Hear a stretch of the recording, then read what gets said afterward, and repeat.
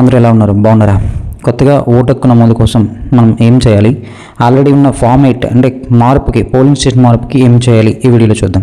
కొత్తగా మనకి 18 సంవత్సరాలు దాటిన వారికి ఓటు హక్కును మనం అప్లై చేసుకోవచ్చు. క్వాలిఫైయింగ్ డేట్ అనేది మనకి ఏంటంటే జూలై నుంచి.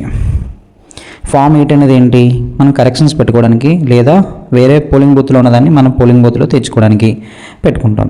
అలాగే దీనికోసం మనం ఈసీఐ యాప్లో అప్లై చేసుకోవచ్చు, వాటర్ హెల్ప్లైన్ యాప్ ఈసీఐ యాప్లో అప్లై చేసుకోవచ్చు, ఎన్విఎస్పిలో అప్లై చేసుకోవచ్చు, అలాగే బిఎల్ఓని కలిసి కూడా అప్లై చేసుకోవచ్చు. ఈ ఈసీఐ యాప్లో మనం డౌన్లోడ్ చేసుకోవచ్చు ఓటర్ ఐడిని. బుకే కాల్ ద్వారా మనకి ఏమైనా డౌట్ ఉంటే బిఎల్ఓ ద్వారా బుకే కాల్ కూడా బుక్ చేసుకోవచ్చు. అలాగే త్వరలో లోకల్ బాడీ ఎలక్షన్స్ జరిగే అవకాశం ఉంది కావున మనకి ఎవరైనా ఇంకా 18 సంవత్సరాలు నిండి ఉన్నట్లయితే మనం ఓటు హక్కు అనేది తప్పనిసరిగా అప్లై చేసుకోవాలి. చాలా ఐడెంటిటీ ప్రూఫ్ కింద ఉపయోగపడుతుంది. ఎలక్షన్లో కూడా పార్టిసిపేషన్ చేయొచ్చు. ఆ క్వాలిఫైయింగ్ డేట్ ఏంటంటే మనకి 1/7/2026 అనేది మనకి క్వాలిఫైయింగ్ డేట్ అనమాట. అలాగే ఫామ్ 6కి మనకి ఏదైనా 2 ప్రూఫ్స్ ఉండాలి. ఆధార్ కార్డ్, ఎస్ఎస్సి సర్టిఫికేట్, ఇంకా అదర్ 2 ప్రూఫ్స్ ఉంటే మంచిది.